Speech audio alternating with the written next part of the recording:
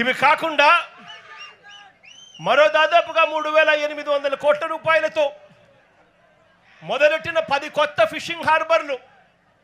ఇందులో జువలదిన్న ప్రాజెక్టు కాసేపటి కిందటనే ఈ జువలదిన్న ప్రాజెక్టును కూడా రాష్ట్రానికి మొత్తానికి కూడా చూపించాం.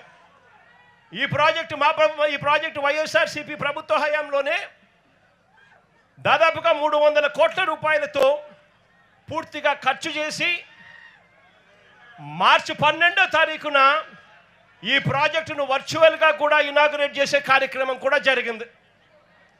ఎన్నికల కోడ్ రావడంతో మార్చి 16వ తారీఖున ఎన్నికల కోడ్ రావడంతో ఇక్కడికి వచ్చి ఫిజికల్గా చేసే కార్యక్రమం ఏదైతే ఉందో అది పోస్ట్పోన్మెంట్ అయ్యింది. ఇదే ప్రాజెక్టును మళ్ళీ ఎన్నికలు అయిపోయిన తర్వాత మోడీ గారు ఆగస్టులో మళ్ళీ ఆయన కూడా వర్చువల్గా దీన్ని స్టార్ట్ చేశారు.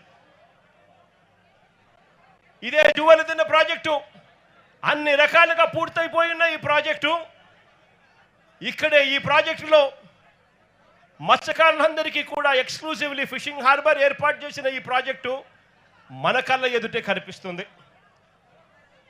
పక్కనే బాపట్ల జిల్లాలో నిజాంపట్నం ఫిషింగ్ హార్బర్, అందులో 62% పనులు ఇప్పటికే పూర్తయ్యాయి మా ప్రభుత్వ హయాంలోనే.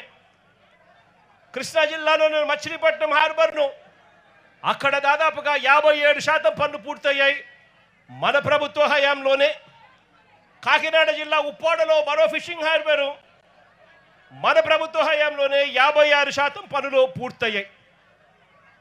ఈ 4 ఫిషింగ్ హార్బర్లు యుద్ధ ప్రాతిపదికన అడుగులు వేగంగా ముందుకు పడతా ఉన్న పరిస్థితులు.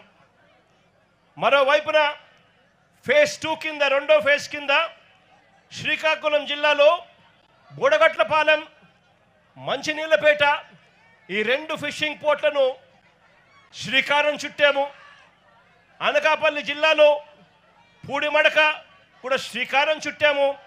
పశ్చిమ గోదావరి జిల్లాలో బయ్యపు తిప్ప దగ్గర మరో ఫిషింగ్ హార్బర్కు శ్రీకారం చుట్టాము. బాపట్ల జిల్లాలో వాడరేవుకు మరో ఫిషింగ్ హార్బర్కు శ్రీకారం చుట్టాము. ప్రకాశం జిల్లాలో కొత్తపట్నంలో మరో ఫిషింగ్ హార్బర్కు కూడా శ్రీకారం చుట్టాం. ఇవి ఫేజ్ 2 కింద ఈ ప్రాజెక్టులన్నీ కూడా ఫిషింగ్ హార్బర్లన్నీ కూడా తయారయ్యేందుకు రంగం సిద్ధం చేశాం. ఇవి కాకుండా దాదాపుగా 150 కోట్ల రూపాయలతో ఫిష్ ల్యాండింగ్ సెంటర్లు విశాఖపట్నం జిల్లాలో భీమిలిలోను, విజయనగరం జిల్లాలో చింతపల్లిలోను, అనకాపల్లి జిల్లాలో రామయ్యపేటలోను,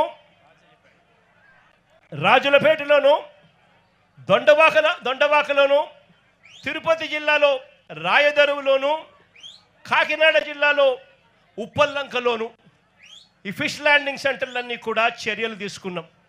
నేను అడుగుతా ఉన్నా, రాష్ట్ర వ్యాప్తంగా ప్రతి 50 కిలోమీటర్లకు ఒక పోర్టు, ఆ పోర్ట్లతో పాటు ఒక ఫిష్ ల్యాండింగ్ సెంటర్లు, ఫిషింగ్ హార్బర్లు ఇవన్నీ కూడా ప్రతి 50 కిలోమీటర్లకు ఒకటి తీసుకొచ్చి బ్లూ ఎకానమీని, మత్స్యకారులకు మేలు జరిగించే విధంగా ఎకానమీని బిల్డ్ చేసే కార్యక్రమానికి శ్రీకారం చుట్టాం.